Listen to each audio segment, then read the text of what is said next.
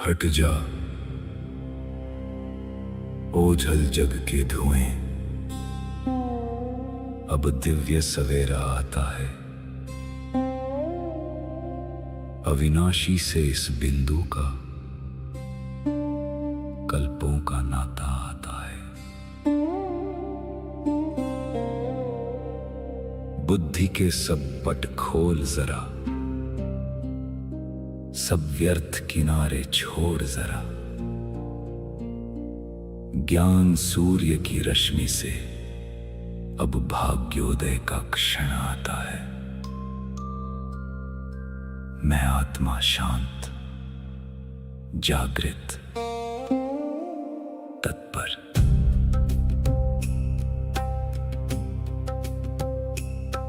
उपदेश नहीं ये अमृत है, जो जन्मों का कल्याण करे। मस्तक पर लिख दे वो गाथा, जो विकर्मों का संहार करे। ये ज्ञान बहेगा सांसों में,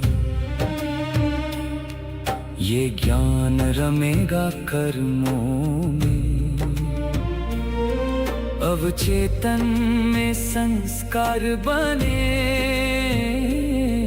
जो कल्प कल्प उपकार करे। स्वीकार है, अंगीकार है, जीवन में अब परिवर्तन है।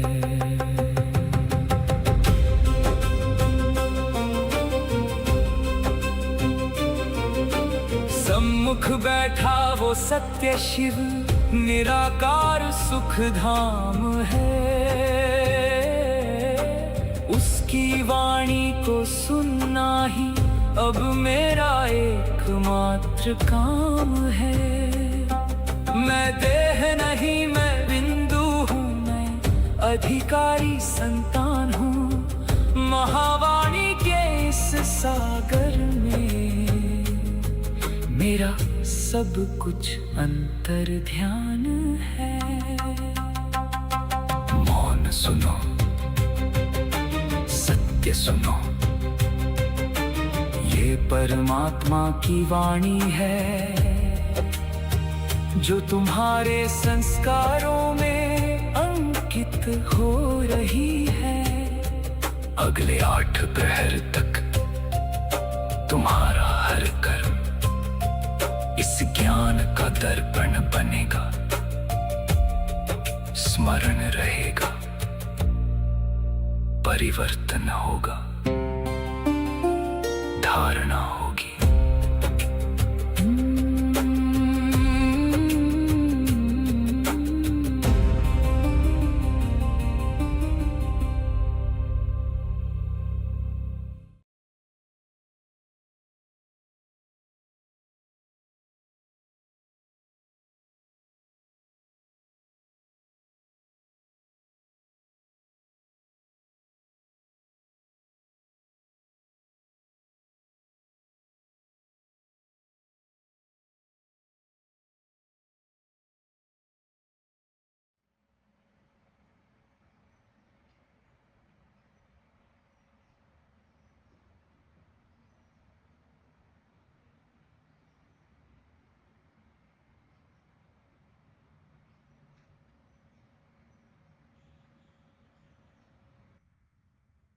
सभी स्वपरिवर्तन करके स्व कल्याण करने वाले विद्यार्थियों प्रति परमात्मा गुरु जी की नमस्ते।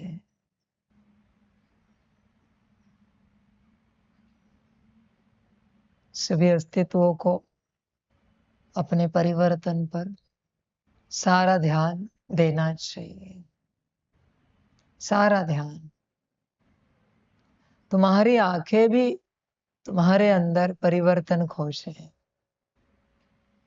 तुम्हारे कान भी परिवर्तन को सुने। क्या करना है? तुम्हारी वाणी भी स्वयं के परिवर्तन के बारे में बात करें। तुम्हारी हर एक बाहरी कर्मेंद्रिय तुम्हारे स्वयं के परिवर्तन के बारे में ही कर्म करे। फिर तुम्हारी बुद्धि भी तुम्हारे ही परिवर्तन के बारे में विजन क्रिएट करे, सोचे। तुम्हारा मन तुम्हारे परिवर्तन के बारे में विचार करे। तुम्हारे अंदर संस्कार भी तुम्हारे परिवर्तन के ही इमर्ज हो। अपनी सारी शक्तियों को अपने परिवर्तन के कार्य में लगाओ। यही ज्ञान है, यही समझ। तुम्हारी आंखें किसी और को ना देखें। क्यों देखना है? होगा वो अच्छा, होगा वो बुरा, पर क्या करेंगे उससे देखकर? क्या उसे अच्छे रूप में देखा तो तुम्हारी अच्छाई बढ़ जाएगी? उसकी बुराइयां देखी तो तुम्हारी बुराइयां निकल जाएंगी उस प्रकार की? नहीं निकल सकती। तुम्हारी आंखें दूसरों को क्यों देख रहे हैं? तुम्हारे कान भी दूसरों को क्यों सुन रहे हैं? दूसरों की बातें क्यों सुन रहे हैं? तुम्हारे कान। तुम्हारी वाणी दूसरों के बारे में चर्चा क्यों कर रही है, अच्छा या बुरा? समझ की बात है सारी। ध्यान दो। अपने स्थूल या सूक्ष्म कर्मेंद्रियों को दूसरों के प्रति क्यों उपयोग में ला रहे हो? क्यों उनका इस्तेमाल दूसरों के प्रति करके अपनी ऊर्जा को नष्ट कर रहे हो? मन क्यों सोच रहा है दूसरों के बारे में? बुद्धि क्यों विचार कर रही है दूसरों के बारे में विजन के रूप में? दूसरे ऐसे, दूसरे वैसे, दूसरे ऐसे। संस्कार क्यों दूसरों के बारे में इमर्ज हो रहे हैं? वो पता है आपको कैसा है? उनमें बड़े गुण हैं, ये ऐसे, वो बहुत अच्छे। ये संस्कार क्यों इमर्ज हो रहे हैं? तुम अपने परिवर्तन के लिए इस मार्ग पर आए हो या दूसरों के बारे में चर्चा विचार करके, विजन क्रिएट करके, संस्कारों को इमर्ज करके अपनी ऊर्जा नष्ट करने के लिए आए हो? हर किसी को विचार करना चाहिए। सुबह अमृत वेले उठते हैं, मुरली वाणी सुनते हैं, ऊर्जा जमा करते हैं। उस ऊर्जा का प्रयोग हम कहाँ करते हैं सारे दिन भर में? किसके प्रति करते हैं? हर किसी को चेक करना चाहिए। समझ? तुम सारी ऊर्जा दूसरों के प्रति ही नष्ट कर रहे हो। ध्यान पूर्वक चेक करो। जब भी तुम दूसरों को याद करते हो, किसी भी रूप से, अच्छे या बुरे, तुम्हारी कॉर्ड उनसे कनेक्ट हो जाती है। तुम्हें नहीं पता तुम्हारी कितनी ऊर्जा नष्ट हो जाती है, तुम कल्पना भी नहीं कर सकते। और उनकी कितनी माया तुम में प्रवेश होती है तुम भी नहीं जानते। इसलिए शिव बाबा ने कहा था, किसी भी देहधारी को याद नहीं करो। समझ? अपनी स्थूल और सूक्ष्म कर्मेंद्रियों को अपने परिवर्तन के कार्य में लगाओ।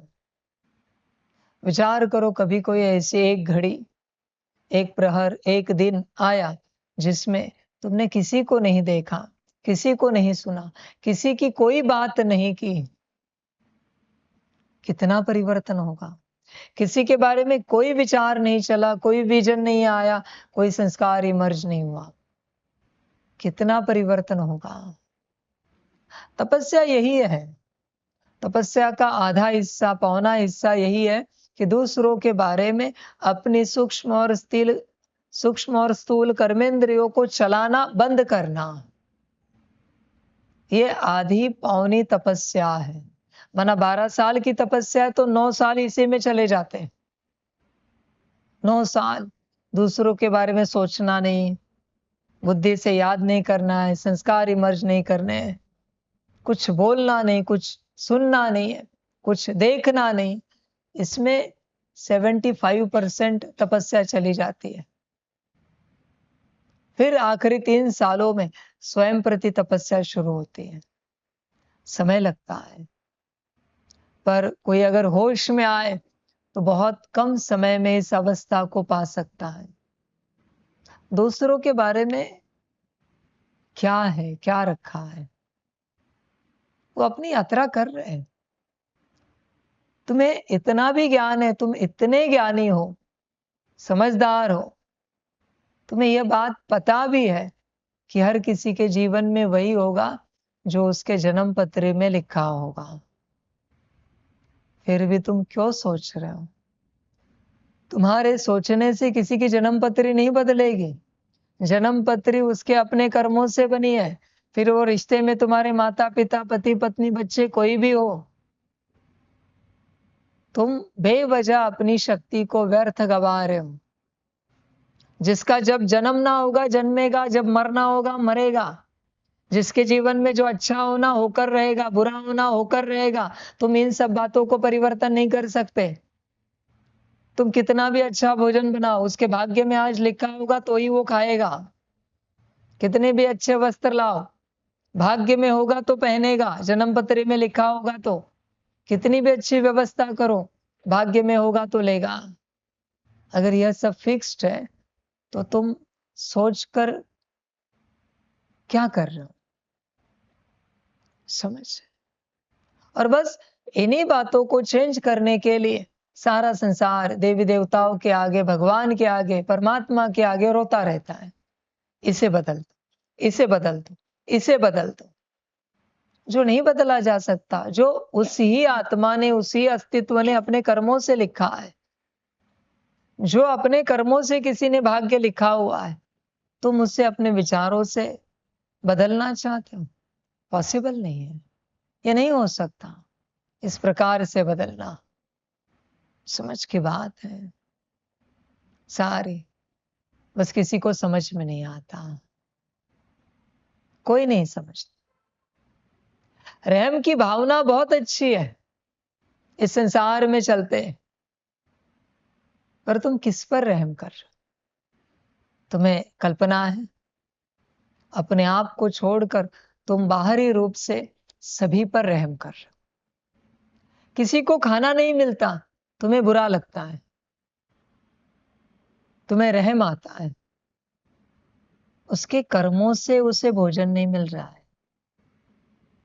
तुम्हारे दिल में किसी के भोजन के प्रति, भोजन को लेकर इतना रहम है, तो परमात्मा क्या बेरहम है? तुम्हें ही अकल है कि फलाने को भोजन मिले, फलाने को वस्त्र मिले, फलाने को व्यवस्था मिले। परमात्मा को कुछ ज्ञान नहीं है क्या? समझ नहीं है क्या? ध्यान में रखना, तुम तुम्हारे भाग्य का ऐसे पापी अस्तित्व को दे रहे हो जिसके भाग्य में वो नहीं है, तो उतने हिस्से का पाप तुम्हारे भाग्य में। किसने कहा था देने के लिए? अन्न वस्त्र व्यवस्था कहा किसने आपको देने के लिए? कोई संत आत्मा आए, कोई महात्मा आए, कोई सप्तऋषि आए, कोई महान ऋषि आए जिन्होंने कहा कि ये कर्म करो? और उनको क्या भगवान की श्रीमत मिली है? किसने कहा ये सब तुम्हें करने के लिए? समझ। जिस दिन जिसके भाग्य में जो होता है उसे वो मिल जाता है। तुम बड़े दानी मत बनो। अपना पुण्य, अपना भाग्य किसी और को दान मत करो। ध्यान में रखो इस बात को। ये रहम अच्छा होता है अपने ऊपर, और आत्मिक दूसरों के ऊपर है तो। दैहिक रहम अच्छा नहीं होता, वो पाप का भागी बनाता है। पापी को अगर दान दिया तो क्या होगा, विचार करना। और कोई दुखी है, परेशान है, अन्न वस्त्र व्यवस्था उसके पास नहीं है, कारण क्या है? पाप, और कुछ भी नहीं। और तुम्हें बुरा लगता है। संभल कर यात्रा करनी पड़ती है। तुम्हें जो मिली हुई हर चीज है, वो किस दिशा में लगा रहे हो, उसका हिसाब किताब होगा पूरा पूरा। कहां भी लगाओ, तुमने कमाए हुए पैसे तुमने किसी को भी दे दिए, अपने परिवार में भी दे दिए, पर उन्होंने उसका क्या प्रयोग किया है, उसका आधा हिस्सा तुम्हारे भाग्य में जमा होगा। कुछ भी करो तुम, उन्होंने उस धन का कैसे प्रयोग किया है वो तुम्हारे भाग्य में लिख दिया जाएगा, क्योंकि प्रयोग करने के लिए धन तुमने दिया है। हर बात फिर व्यवस्था दो, कुछ भी दो, समझ। कहते हैं ना कि कलयुग में सबसे बड़ा पुण्य दान से मिलता है। प्रदान पात्र को दिया जाता है, दान अगर अपात्र को दिया तो इससे बड़ा महापाप कुछ और नहीं है।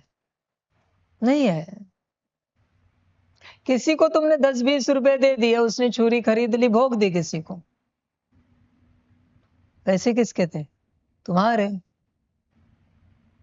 आधा आपके हिस्से में। किसने कहा था देने के लिए? यहां कर्मों की गति बड़ी गुह्य है, संभल कर यात्रा करनी पड़ती है, समझ कर यात्रा करनी पड़ती है, अभी बचना पड़ता है। छोटी सी बात है, तुमने किसी कुत्ते को रोटी खिला दी, जिस कुत्ते में ताकत नहीं है उसे रोटी खिला दी, कुत्ता फ्रेश हो गया और जाकर किसी को काट दिया, आधा तुम्हारे भाग्य में। तुम्हारी रोटी की शक्ति से उसने किसी को काटा है। यही समझने के लिए गुरु चाहिए, कहां क्या करना है। तुम अपना भाग्य दूसरों के प्रति नष्ट कर रहे हो। कोई सोचता रहता है पता नहीं ये सब कब ज्ञान में आएंगे, इन्हें कब समझ में आएगा कि परमात्मा आया है, भगवान आया है। भाग्य दे रहे हो, हाँ, शायद उनके भाग्य में कितना है तुम्हें भी पता नहीं। समझ। संतों ने कभी अपने परिवार को ज्ञान में लाने की चेष्टा की? एक संत बता दो जिन्होंने अपने परिवार के किसी एक सदस्य को ज्ञान में लाया, बस एक सदस्य, एक संत का नाम बताओ, बस एक भी नहीं है। क्योंकि हर किसी का भाग्य होता है। तुम अपना भाग्य किसी और को दोगे तो तुम जो इस ज्ञान मार्ग पर चल रहे हो वो भी भटक जाओगे। सोचते ही क्यों वो दूसरों के बारे में? किसने कहा तुम्हें सोचने के लिए? समझ। तुम बस अपने बारे में सोचो। जब सब महापापों में बैठे हुए, सोए हुए, निद्रा में है, गहन निद्रा में, महापापों में, तब तुम कौन सा जगाने का उन्हें प्रयास कर रहे हो? समझ। सोचो भी नहीं। समझ की बात है। होश में आओ। पहले पूरा पूरा अपना कल्याण करो, वरना गफलत होगी। हर माता पिता के जीवन में सुख होता है, उनके भाग्य से उन्होंने लाया हुआ, पर उनकी जान, राजा की जान तोते में, माता पिता की जान बच्चों में। कहते हैं हमारे बच्चे सुखी होने चाहिए, इनके जीवन में सुख आना चाहिए। आज देखना हर माता पिता दुखी है। क्यों? अपने हिस्से का सुख तुमने बच्चों को दिया और वो क्या कर रहे? तुम्हें लात मार के बाहर निकाल रहे हैं। सब माता पिता ने अपने हिस्सों का सुख सब बच्चों को दे दिया है। समझ। वो अपने पाप लेकर आए, भुगत रहे हैं, और तुम अपना पुण्य उन्हें दे रहे हो। क्या जरूरत है? ऐसे एक दिन खाली हो जाओगे, यात्रा खत्म हो जाएगी, हाथ कुछ नहीं आएगा। दान देना अच्छा होता है, पर पात्र को, दूसरे के बारे में सोचो भी नहीं। बिल्कुल। तुम्हारा अच्छा नहीं हुआ है और तुम सोच रहे हो दूसरे का अच्छा हो जाए। तुम्हारा कल्याण नहीं हुआ है और तुम सोच रहे हो दूसरे का कल्याण हो जाए। तुम्हारे कल्याण की ऊर्जा दूसरे को चली जाएगी। संभल कर यात्रा करना। इस मार्ग पर चलते होश में रहो। बच्चे, किसी के प्रति सोचो नहीं। ब्रह्मा ने सोचा किसी के प्रति नहीं। समझ है ना? अपनी ऊर्जा कहीं और नहीं लगा सकते। ब्रह्मा अगर सोचता तो कभी कल्याण नहीं कर पाता अपना। कभी अपना परिवर्तन नहीं कर पाता। जिसने दूसरों के प्रति सोचा भी, उसकी ऊर्जा समाप्त हो गई। तुम्हारे प्रति कोई नहीं सोच रहा है, ध्यान में रखना। बस तुम बड़े महादानी, दिलदार इस समाज में चल रहे हो, संसार में चल रहे हो। तुम्हें लगता है तुमसे बड़ा दिल वाला कोई नहीं है। समझ? फॉलो ब्रह्मा को करते हैं ना, तो उसने सोचा अपने परिवार के प्रति, वो उनकी मर्जी, जो चाहे करे, तुम कहां अटके हो? अपना कल्याण करो पहले। समझ की बात है। होश में आना पड़ता है। कभी देखा है आपने कोई अरबपति किसी को वरदान देता है, जाओ तुम करोड़पति बनोगे? नहीं देगा। उतना उसके जीवन से खत्म हो जाएगा। नहीं दे सकता हूं। समझ? होश में आना पड़ता है। अपनी प्राप्ति किसी और को नहीं दे सकते आप। तुम जो लाए हो वो तुम्हारा है। तुम किसी और को कैसे दे सकते हो? किसने कहा देने के लिए? जागना पड़ता है, होश में आना पड़ता है। अपना अपने लिए रखो। तुम्हें अगर इतना ही शौक है ना किसी के प्रति दान करने का, तो उन्हें कभी पूछना, तुम अगर इस अवस्था को पाओ तो क्या हमें आधी अवस्था दोगे? 10%? हाँ कहा तो कहना हमें। कहेंगे नहीं, वो तो हमारी अवस्था है, हम कैसे दे? आप कमाओ आपकी अवस्था। हर कोई आपको उत्तर देगा, आपको कोई कुछ नहीं देगा। बाकी आप माया जाल में होंगे, मोह जाल में होंगे, तो ये ज्ञान आपकी बुद्धि में प्रवेश नहीं होगा। तो मुश्किल है, क्योंकि दरवाजा बंद है, अंदर वो बातें उतरेंगी नहीं। समझ? जिसकी बुद्धि दूसरों के प्रति जरा भी चलती है किसी भी बात में, वो अपना कल्याण नहीं साध सकता। समझ? इसलिए यहां सिंपल स्वमान है। मैं भला, मेरा परमात्मा भला, मेरी श्रीमत भली, मेरी सेवा भली, मेरा पुरुषार्थ भला, मेरा परिवर्तन भला, मेरा स्व कल्याण भला, बाकी तुम्हारी मर्जी। बहुत लोग आपके पास आएंगे, कहेंगे हमारा ये कार्य कर रहे, आप जरा आशीर्वाद रखना। और आप कहते हो चिंता मत करो, हो जाएगा। बस इतना सा बोलने से आपको कल्पना यहां से कितनी शक्ति गई है। समझ? कितनी शक्ति तुमने दे दी, और फिर वो आके तुम्हें बताता है हमारा काम हो गया। मैंने कहा था ना होगा, तूने कहा था, कह दिया कि होगा, पर तुझे कल्पना है तूने क्या खो दिया। समझ है बच्चे? होश में आना पड़ता है, हर प्रकार से जागरूक होना पड़ता है। यात्रा कल्याण की है। दूसरों के प्रति अपनी ऊर्जा खर्च मत करो, ऊर्जा नष्ट मत करो। देखना तुम्हारे जीवन में क्या क्या परेशानियां आती है। इस मार्ग पर चलने वाला, इवन शिव बाबा के मार्ग पर चलने वाला हर कोई सदा सुखी रह सकता है। बस वो अपना सुख दूसरों को दे रहा है। सदा शांत स्वरूप रह सकता है, बस वो अपनी शांति दूसरों को बांट रहा है। उन्हें वो समझ में नहीं आ रहा है। राजा की जान तोते में, ये सबकी हालत है। तोता ठीक है, खा पी के, राजा परेशान है, न खा रहा है, न पी पा रहा है, न सो पा रहा है। राजा परेशान है। होश में आओ, अपनी सारी कर्मेंद्रियां अपने कल्याण में लगाओ। किसी में भी नहीं जाना है, हर किसी का अपना पार्ट है। तुम सोचो भी नहीं किसी के प्रति। जिसका जो होना है होकर रहेगा।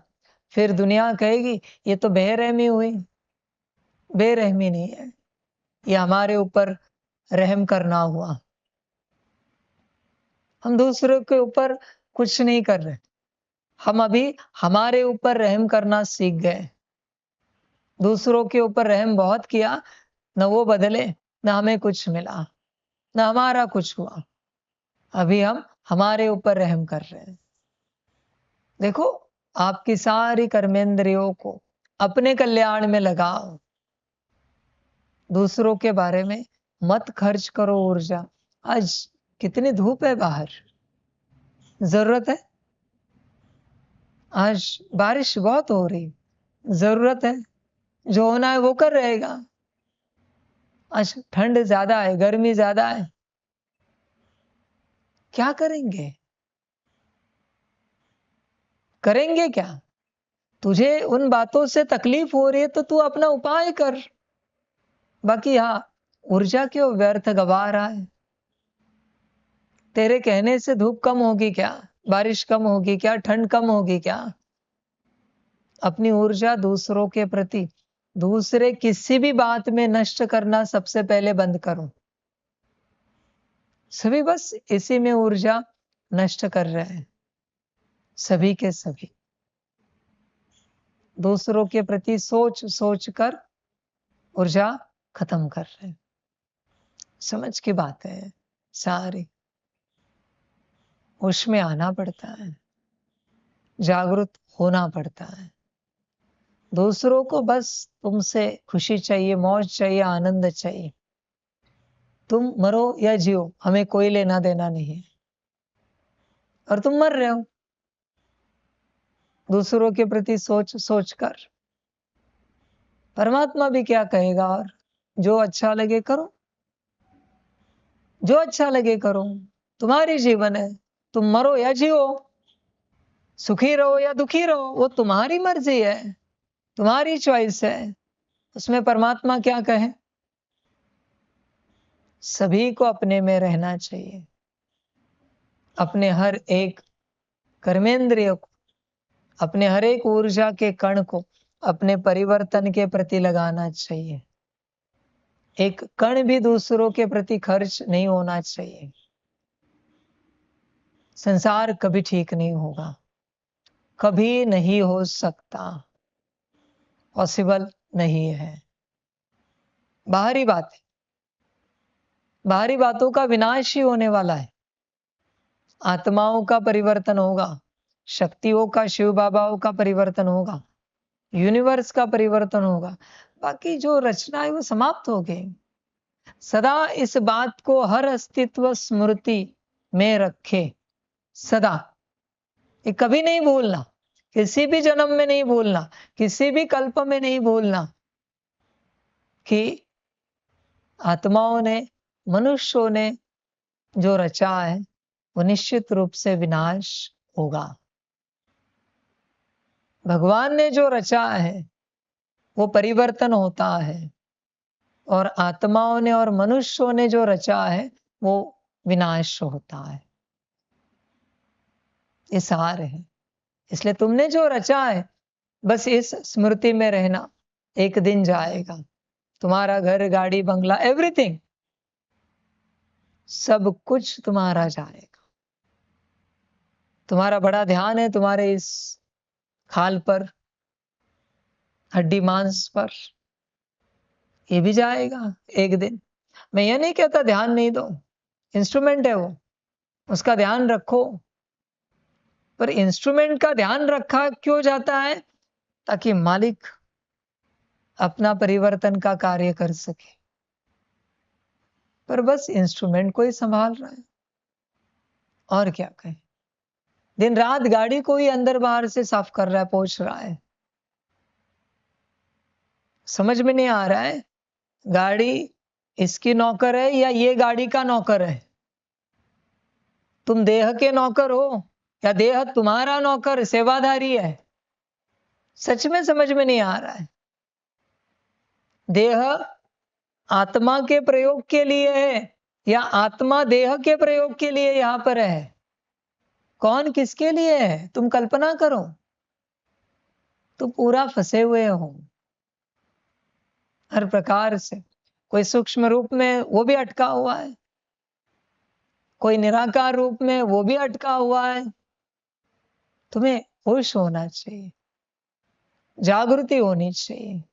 तुम्हें जो कुछ मिला है वो तुम्हारे कल्याण अर्थ मिला है, उसे संभालने के लिए नहीं मिला है। जिंदगी जाती है संभालने में। समझ। कोई कहता है देखी गाड़ी, 25 साल हो गए गाड़ी को, आज भी कैसी है, मेंटेन एकदम। कितनी ऊर्जा नष्ट की मेंटेन करने में। उतने 25 साल में अपना सुख, अपनी शांति मेंटेन करते तो अच्छा लगता। अपनी खुशी मेंटेन करते, आनंद, अपनी मौज मेंटेन करते तो अच्छा लगता। गाड़ी मेंटेन करके रखी, घर मेंटेन करके रखा है 25 साल से। मैं ये नहीं कहता बिगाड़ दो। समझ। किसी किसी को आदत होती है, पता है, घर परिवार में बहुत डीप क्लीनिंग करेंगे, हर कमरे की, हर चीज। स्वच्छता रखो। कितनी डीप क्लीन करोगे, कितना करो। शरीर को रगड़ रगड़ कर धोएंगे, कितना धोगे। काश इसको रगड़ रगड़ के धोया होता, इसे डीप क्लीन किया होता मन बुद्धि संस्कार को। समझ। होश में आओ। मैं ये नहीं कहता कि स्वच्छ नहीं रहूं, स्वच्छ जरूर रहूं। बाहरी रूप से स्वच्छता, शुद्धता, पवित्रता जरूर रखनी, पर सबसे पहले आंतरिक रूप से होनी चाहिए। बाहरी रूप से जो कुछ है वो दिखावा है। समझ की बात है। तुम्हारे इस संसार में हाइजीन कहा जाता है। क्या हाइजीन होता है? What is hygiene? बस तुम्हें पैकेट में फूड मिल गया, पैकेट बहुत अच्छा है, उसे तुम हाइजीन समझ लेते हो। पता है किस प्रोसेसिंग से बना है? समझ। वो तो तुम्हें कुछ भी पता नहीं। तुम्हें बस रैपर अच्छा दिखा, तुम खुश हो जाते हो, माना ये चीज ठीक है। समझ की बात है। होश में आना पड़ता है। सारा संसार ऐसे चल रहा है, बस रैपर ठीक रहना चाहिए, पैकेट ठीक होना चाहिए, वरना सब ठीक है। होश में आना पड़ता है, जागरूक होना पड़ता है हर प्रकार से। आंतरिक शुद्धि करो, आंतरिक पवित्रता लाओ। ध्यान में रखो तुम्हारे पास उतनी ही ऊर्जा है, या तो बाहर खर्च करोगे या फिर अंदर। वो तुम्हारी अपनी मर्जी, ऊर्जा कहाँ खर्च करनी है, जो तुम्हें अच्छा लगे वहां खर्च करो ऊर्जा को, अंदर या बाहर, उतनी ही ऊर्जा है। इसलिए सन्यासी जो जंगल में बैठ जाता है, आसपास में ये पत्ते गिर जाते, धूल मिट्टी जमा हो जाती है, किसी किसी का तो गायन है, उसके ऊपर, उस सन्यासी के ऊपर चींटियों का घर बन जाता है। उसी में वो रहते हैं, अपनी तपस्या करते रहते। Where is the hygiene? कहां पर है?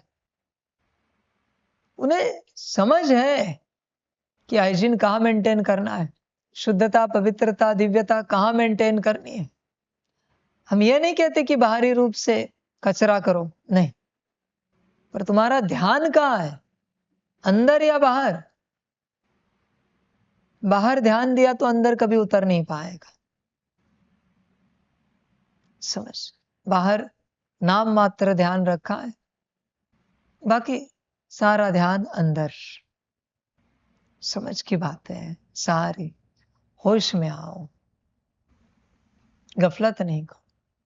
ऐसे वेल मेंटेन घर में जाओ आप, उनके हर चीज अपनी जगह पर होती है। चीज ने जगह हिलाई, इसलिए ये हिल रहा है, इसकी खुशी हिल रही है, इसकी शांति हिल रही है, इसका सुख हिल रहा है।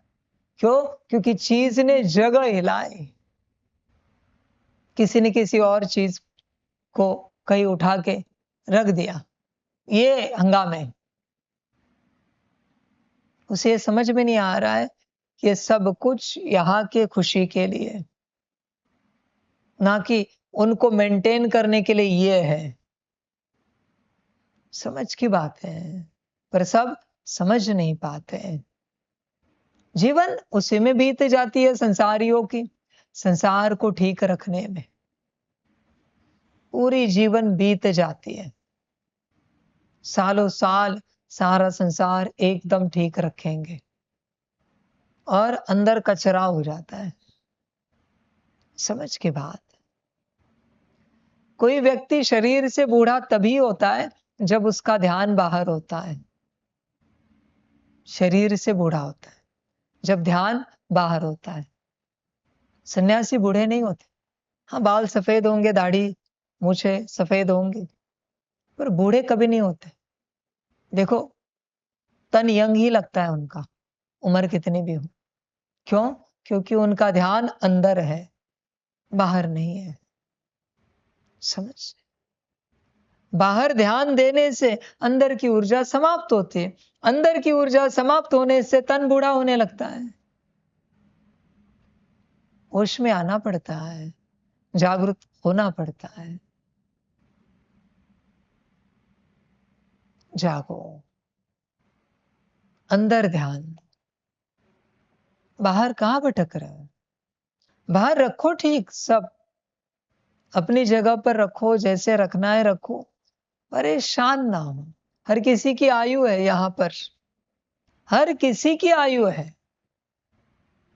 तुम चाहते हो वो सदा रहे, वो वस्तु, वो चीज। तुम्हारा गिलास कभी टूटे नहीं, बर्तन कभी बिगड़े नहीं, नहीं हो सकता। हर किसी की अपनी आयु है। और तुम्हें इतना भी पता है ज्ञानियों को कि सब विनाशी है, बस प्रयोग करने अर्थ मिला है। एक दिन सब समाप्त होगा। इवन तुम्हारी देह भी चली जाएगी, फिर भी तुम्हारी ऊर्जा सारी उस ही दिशा में लगेगी। अजीब ज्ञानी हो तुम। जो जाएगा उसे जाने से बचाने के पीछे लगे हो, और जो अविनाशी है उसे मार रहे हो। होश में आना है। जो ना जाने वाला है उसे खो रहे हो, और जो जाने वाला है उसे पकड़ के रखने की चेष्टा कर रहे हैं। कुछ नहीं बचेगा, कुछ नहीं बचता। तुम्हारे बैंक अकाउंट में कितना भी धन हो, एक दिन किसी न किसी रूप से खाली हो जाएगा। खर्च करके या कुछ किसी न किसी रूप से खाली हो जाएगा। रहने के लिए कुछ नहीं आया यहां पर। बस तुम्हें ये स्मृति रखनी है, यह जो कुछ मिला है इसमें हमें हमारा कल्याण साधना है। और अगर तुम अपना कल्याण नहीं साध सके तो क्या किया यह देह पाकर, यह भोजन अन्न पाकर, वस्त्र पाकर, व्यवस्था पाकर, घर गाड़ी बंगला पाकर, किया क्या तुमने? अगर अपना कल्याण नहीं किया तो बस इसे भोगने के लिए ही तुम आए थे। बस भोग की वृत्ति रखी है संसार में, बस उसे भोगना है। कल्याण नहीं साधना है, बस उसे भोगना है। सारा संसार भोग के पीछे लगा था, बस भोग, और कुछ समझ में ही नहीं आ रहा है। बस भोग। समझ, होश में आओ जरा। भोग के अलावा कुछ और सूझता है कि नहीं सूझता? बस हर अस्तित्व को भोग चाहिए। वो भोग यहां तक चला गया कि अमृत वेले उठे और याद में बैठे तो वहां भी अच्छा लगना चाहिए। कोई नहीं कहता परिवर्तन होना चाहिए, अच्छा लगना चाहिए, खुशी मिलनी चाहिए। इसलिए अमृत वेला उठेंगे, मजा आना चाहिए, आनंद आना चाहिए, दिन अच्छा जाना चाहिए। अमृत वेले नहीं उठते ना तो दिन अच्छा नहीं जाता। मना दिन अच्छा जाने के लिए अमृत वेले उठ रहा है, परिवर्तन के लिए नहीं उठ रहा है। दिन अच्छा जाए इसलिए अमृत वेले उठ रहा है। मुरली नहीं सुनते ना, वाणी नहीं सुनते ना, तो दिन नहीं अच्छा जाता। दिन अच्छा जाने के लिए वाणी है क्या, मुरली है क्या? सब बातों में बस भोग, बस भोग।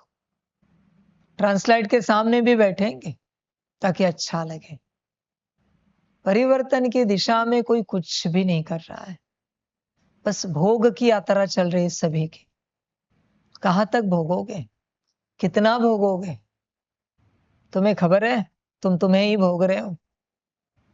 तुम न किसी अन्न को भोग रहे हो, न वस्त्र को भोग रहे हो, तुम तुम्हें ही भोग रहे हो। समझ, जागना पड़ता है, होश में आना पड़ता है, पर मुश्किल है होश में आना। हर कोई कहता है हमें और जिंदा रहना है, किस लिए? भोग के लिए। इसलिए नहीं कहेगा कि हमारा अब तक परिवर्तन नहीं हुआ है, हमारा कल्याण नहीं हुआ है। हमारा संकल्प है हमारा शरीर और जीवित रहे, ताकि हमारा कल्याण हो जाए। कल्याण होने के बाद भले शरीर छूट जाए, चलेगा। नहीं, किसी का कोई संकल्प नहीं, भोग के लिए जिंदा रहना है।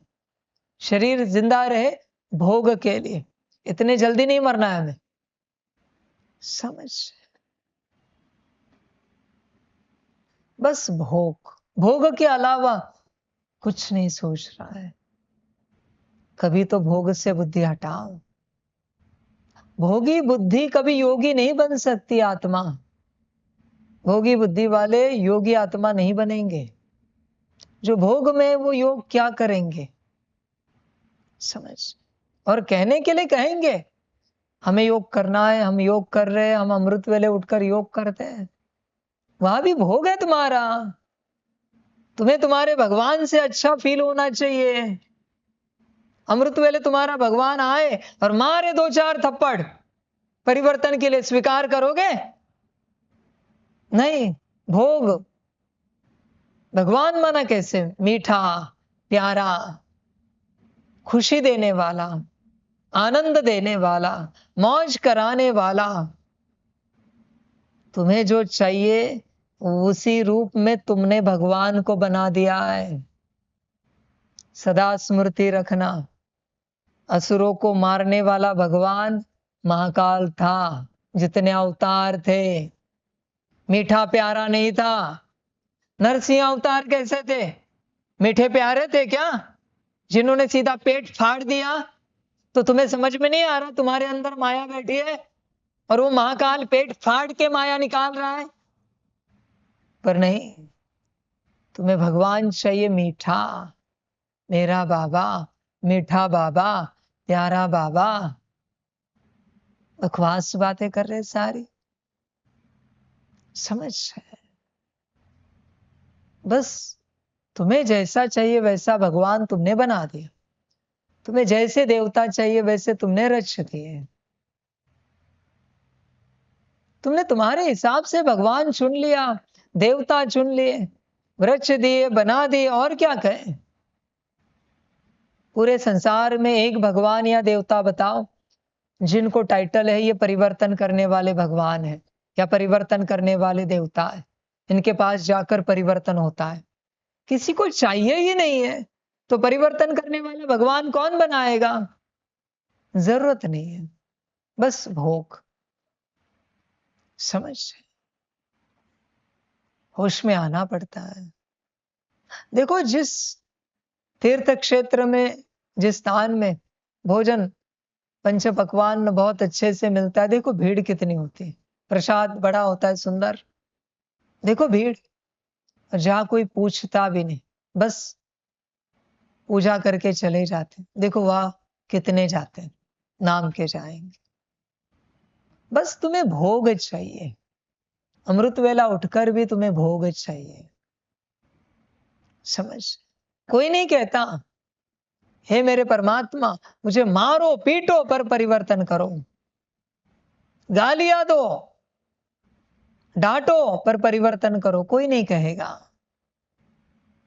सब कहेंगे प्यार से। हमें भगवान से प्यार चाहिए, परमात्मा से प्यार चाहिए। प्यार कभी परिवर्तन नहीं कर सकता। समझ की बात है। तुम्हें क्या चाहिए ये तुम देखो, प्यार या परिवर्तन, ये तुम्हारी अपनी मर्जी है,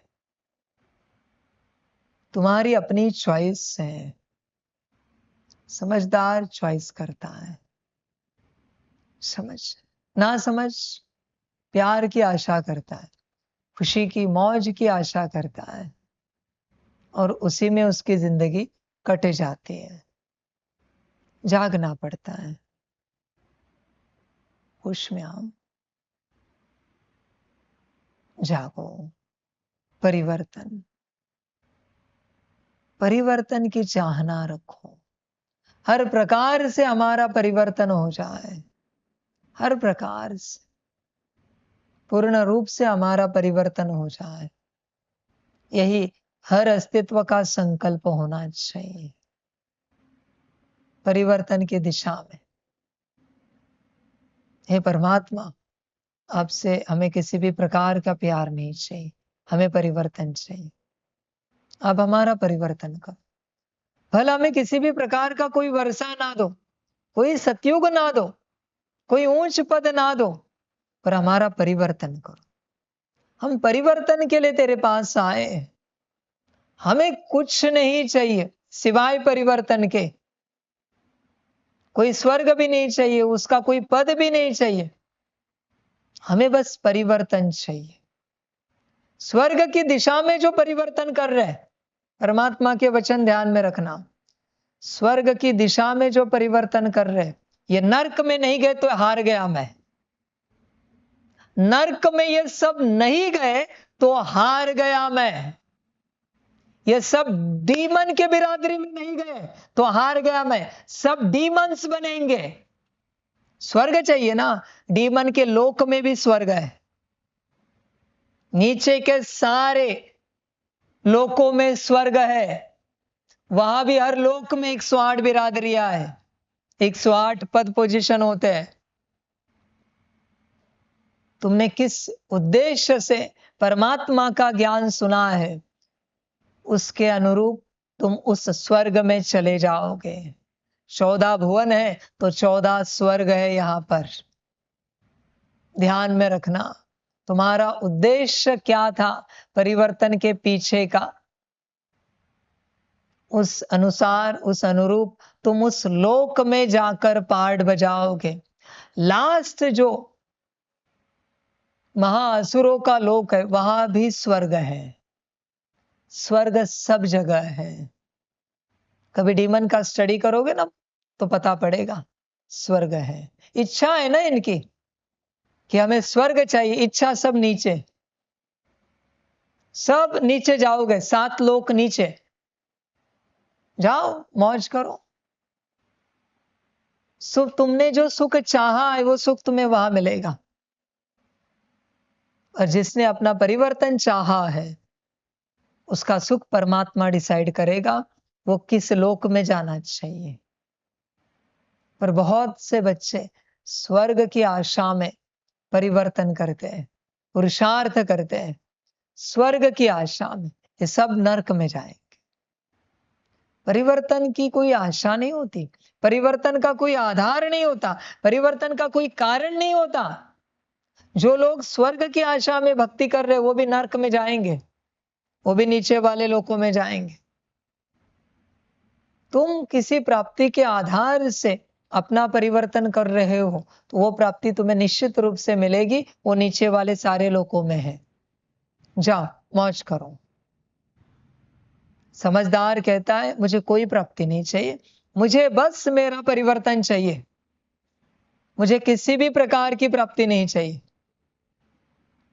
समझदार कहता है बस मुझे मेरी माया से निकलना है, मुझे अपने आप को परिवर्तन करना है, परमात्मा जैसे चाहता है वैसे मैं बन जाऊं, बस यही मेरा संकल्प है। देखो, तुम अपने मन को चेक करो, तुम्हें क्या चाहिए, तुम्हारे परिवर्तन का कारण क्या है, तुम्हारे पुरुषार्थ का कारण क्या है, चेक करो। समझ, होश में रहो, सब जगह सब है। तुम्हारी इच्छा तुम्हें उस जगह लेकर जाएगी, इच्छाओं से तुम जाओगे। परमात्मा का जो स्वर्ग है वो सबके लिए नहीं होता। तुम श्रीमत पर चलते नहीं और तुम चाहते हो तुम परमात्मा के स्वर्ग में आ जाओ। तुम श्रीमत अनुसार एक भी धारणा धारण करते नहीं और तुम चाहते हो तुम परमात्मा के स्वर्ग में आ जाओ। नहीं हो सकता ये सब। समझ की बात है, होश में रहो। तुम्हारे परिवर्तन का उद्देश्य क्या है चेक करो। आज का यही अभ्यास है सभी का। अपने परिवर्तन का उद्देश्य चेक करो क्या है। ये हमसे बहुत पाप हो चुके हैं इसलिए परिवर्तन होना है, हमारे संस्कार बहुत विपरीत हो चुके हैं इसलिए परिवर्तन होना है। चेक करो। हम हमारे संस्कारों से बहुत दुखी है इसलिए परिवर्तन होना है। हमें किसी स्वर्ग में जाना है इसलिए परिवर्तन होना है। परिवर्तन का उद्देश्य क्या है कि हम परमात्मा ने हमें जैसे बनाया था वैसे नहीं है, वैसे हमें दोबारा से होना है, इसलिए हमें परिवर्तन होना है। उद्देश्य क्या है ये तो मेरा कहना है। तुम्हारा उद्देश्य क्या है परिवर्तन के पीछे का, तुम चेक करो। स्वर्ग की आशा लगाकर बैठे हो, स्वर्ग की यात्रा करना चाहते हो, जरूर होगी, पर कौन से लोक में ये तुम्हें कभी समझ में नहीं आएगा। तुमने तुम्हारी इच्छाओं से तुम्हारे बुद्धि में जैसा स्वर्ग रचा है वैसा लोक तैयार है। उस लोक में तुम जाओगे पार्ट बजाने, तुम्हें यही अनुभूति होगी कि तुम जैसे स्वर्ग में आ गए, यही तुम्हें अनुभूति होगी। तुम्हें कभी नहीं समझ में आएगा ये किसी और लोक का स्वर्ग है। ये मूल स्वर्ग नहीं है जो परमात्मा की रचना होती है, शिव बाबा की रचना होती है। समझना पड़ता है।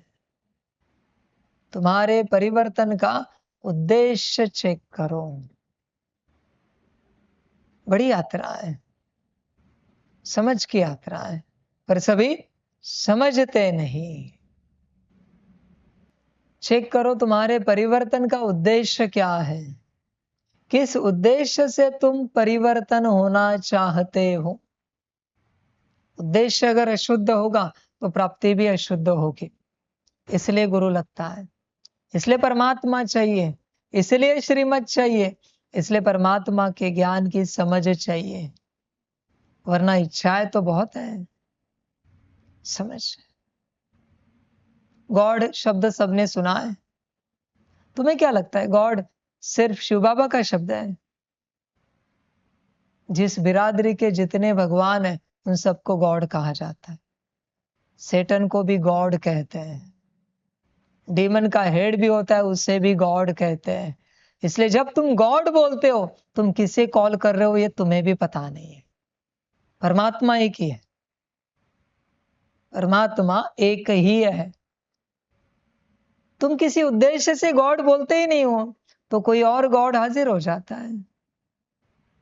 नरक का गॉड अलग है, स्वर्ग का गॉड अलग है, धरती का गॉड अलग है, समंदर का गॉड अलग है। किसको बुला रहे हो तुम? समझ। इसलिए गॉड शब्द बहुत अलग है। बुद्धि में कौन है चेक करना पड़ता है। तुम किसके उद्देश्य से परिवर्तन होना चाहते हो चेक करो। तुम्हारा परिवर्तन का उद्देश्य क्या है चेक करो। कौन सा गॉड तुम्हारा गॉड है चेक करो। तुम बस चल रहे हो, यात्रा कर रहे हो। बहुत स्टूडेंट्स, विद्यार्थी, शिष्य गुरु के पास जाते हैं, कहते हैं हमारा संपूर्ण समर्पण है। गुरु एक ही बात कहता है, बताओ मैं क्या कहूं जो तुम करोगे, और बताओ मैं क्या कहूं जो तुम नहीं कर पाओगे। नहीं है समर्पण। जब तक बुद्धि से संपूर्ण समर्पण नहीं होता तब तक गुरु कितना भी ज्ञान दे, कितनी भी ताकत दे, आप प्राप्त नहीं कर सकोगे। संपूर्ण समर्पण लगता है। एआई से पूछना चाहे तो एआई तुम्हें बता देगा।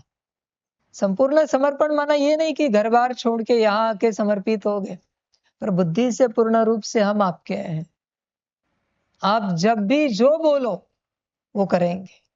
उसको कहते हैं संपूर्ण समर्पण। और समर्पण के बाद ही श्रीमत पर चल पाते। श्रीमत का अर्थ क्या है?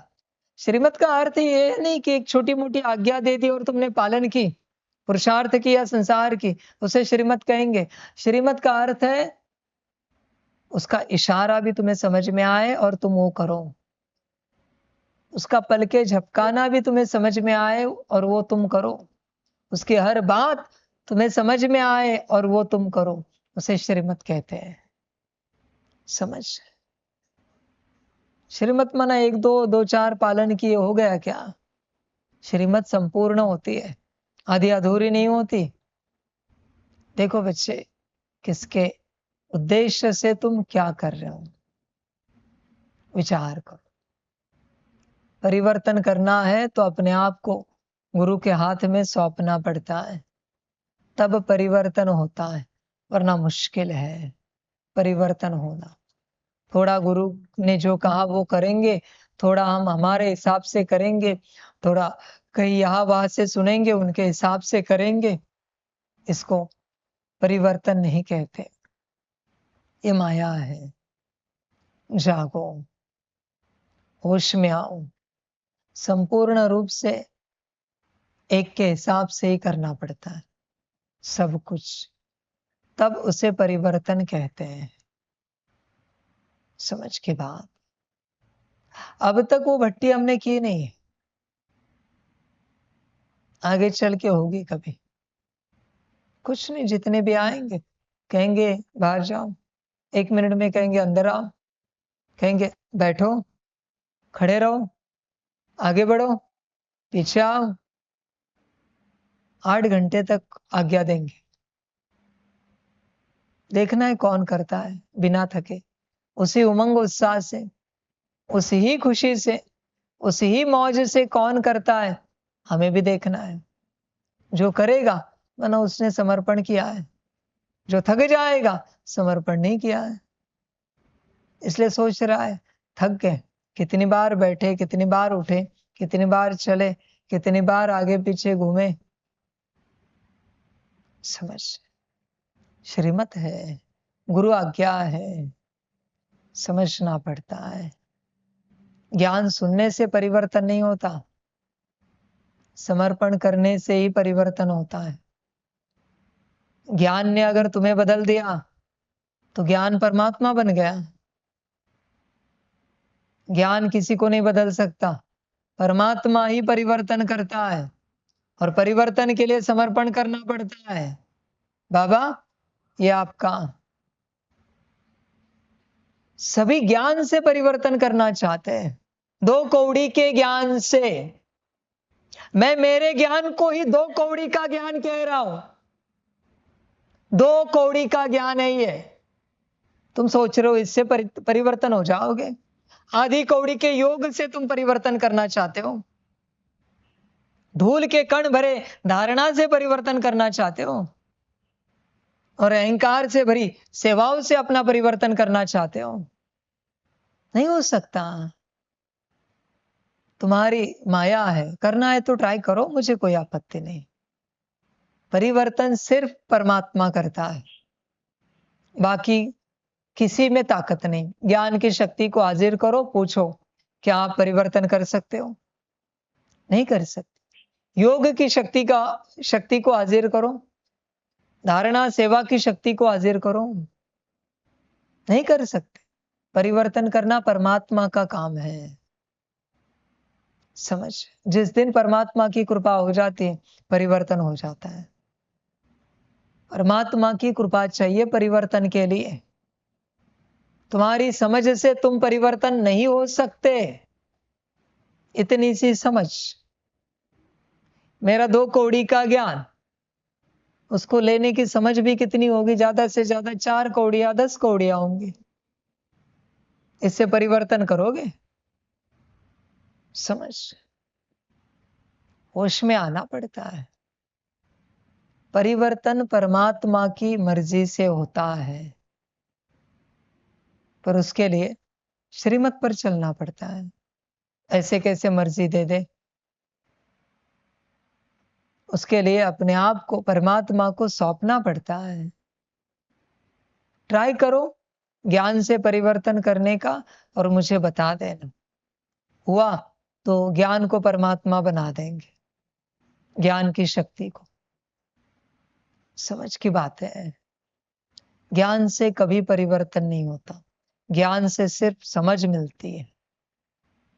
समझ से धारणाएं होती हैं, और जो विपरीत धारणाएं हैं वो जाने से सुख मिलता है। अच्छी धारणाएं हो गई, विपरीत चली गई तो सुख मिलता है। इस सुख को परिवर्तन नहीं कहते। परिवर्तन अगली बात है, अलग बात है। तुमने सुख शांति को परिवर्तन समझ लिया है, परिवर्तन बहुत अलग बात है।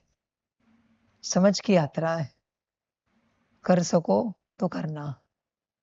अपने आप को परमात्मा को सौंपना ही पड़ता है।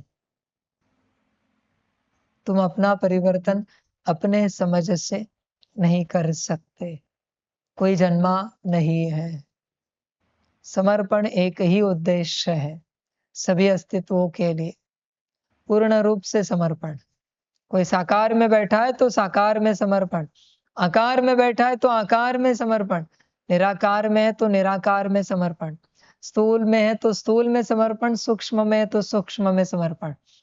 पर बिना समर्पण के परिवर्तन नहीं होगा। और सदा ध्यान में रखना, रावण ने भी ज्ञान से परिवर्तन करने की चेष्टा की, सिद्धियां पाकर अंत बहुत बुरा हुआ। रावण ने अगर महादेव जी से परिवर्तन किया होता तो कभी अंत नहीं होता, कभी दुर्बुद्धि नहीं आती। पर अपने अहंकार से अपना परिवर्तन किया है उसने, इसलिए दुर्बुद्धि पाई है। ज्ञान संभालना सबके बस की बात नहीं है, ज्ञान नहीं संभला जाता, इसलिए समर्पण करना पड़ता है। समर्पण एक ही उद्देश्य है जीवन का, जो उसका है वो उसे सौंप देना। एक बार उसकी बात उसको पहुंच गई, यात्रा पूरी हो गई बच्चे, यात्रा पूरी हो गई। समझ, बड़ी समझ की यात्रा है। समझ सको तो करना, अपने आप को बुद्धि से उसे सौंप देना। और अगर किसी को पॉसिबल है तो अपने आप को अगर नहीं सौंप सके तो परिवर्तन नहीं होगा, कभी भी नहीं होगा। अपने आप को परमात्मा को सौंप दो। सभी का कल्याण। सभी विद्यार्थियों को गुरु जी की नमस्ते।